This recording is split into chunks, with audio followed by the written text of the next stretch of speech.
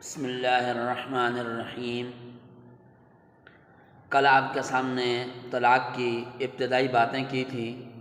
آج آپ کے سامنے شروع کر رہے ہیں کہ طلاق کی ممانعت ہے شریعت کے اندر۔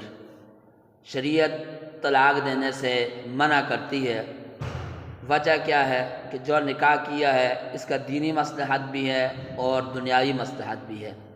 دینی مصلحت کیا ہے؟ پہلی مصلحت یہ ہے کہ تحت الازار وہ جائز ہو جاتا ہے، جس کی وجہ سے انسان زنا وغیرہ سے منع ہو جاتا ہے۔ یہ پہلی دینی مصلحت ہے۔ نمبر دو خاندان آپس میں جڑ جاتے ہیں، یہ دوسری مصلحت ہے۔ اور دنیاوی مصلحت بھی ہے۔ وہ کیا ہے کہ خاوند کے اوپر بیوی کا مہر، نان نفقہ، مکان دینا یہ واجب ہو جاتا ہے اور اس کی سارا کچھ خاوند برداشت کرتا ہے۔ اور اس طرح دوسرا فائدہ دنیاوی کہ شادی کا مقصد اولاد حاصل کرنا ہوتا ہے، یہ بھی اللہ پاک اولاد دے دیتا ہے۔ تو یہ فوائد ہیں۔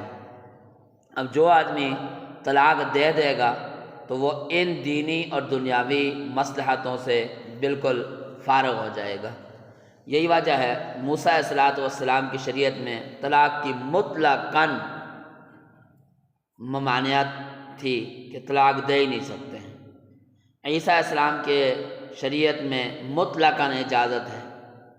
اب یہ افراد تفرید ہے دونوں شریعتوں میں۔ ہماری شریعت نے نہ مطلقاً منع کیا ہے نہ مطلقاً اجازت دی ہے، بلکہ ہماری شریعت میں حت الامکان وہ یہ ہے کہ طلاق نہ دی جائے۔ یہی وجہ ہے حدیث میں آتا ہے، نبی کریم سردار دو جہاں صلی اللہ علیہ وسلم نے فرمایا، تزوجوا ولا تطلقوا، نکاح تو کرو لیکن طلاقیں نہ دو۔ طلاق دینے سے اللہ کے نبی سردار دو جہاں صلی اللہ علیہ وسلم نے منع فرمایا ہے۔ نمبر دو، ایک حدیث میں آتا ہے اللہ کے نبی سردار دو جہاں صلی اللہ علیہ وسلم نے فرمایا کہ جب بندہ طلاق دیتا ہے، اہتز لہ عرش الرحمن، رحمان کا عرش کام جاتا ہے طلاق دینے کی وجہ سے۔ تو یہ طلاق دینا بہت ہی مبغوض چیز ہے، جیسا کہ میں نے ذکر کیا تھا، ابغض الحلال الی اللہ الطلاق، کہ مباح جتنی بھی چیزیں ہیں ان میں سب سے مبغوض یہ طلاق ہے۔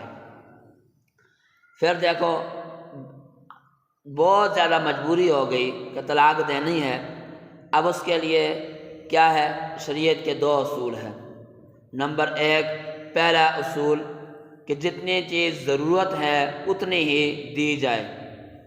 نمبر دو کہ جو ضروریات ہیں، الضرورات تبیح المحظورات، جو ضرورت ہوتی ہے وہ ممنوع چیز کو بھی مباح کر دیتی ہے۔ مثال کے طور پر ایک انسان بھوکا ہے، اب خنزیر کھانا جائز نہیں ہے لیکن وہ مر رہا ہے، تو وہ اب خنزیر بھی اس کے لیے جائز ہو جائے گا، اس کو حلال چیز نہیں ملتی ہے۔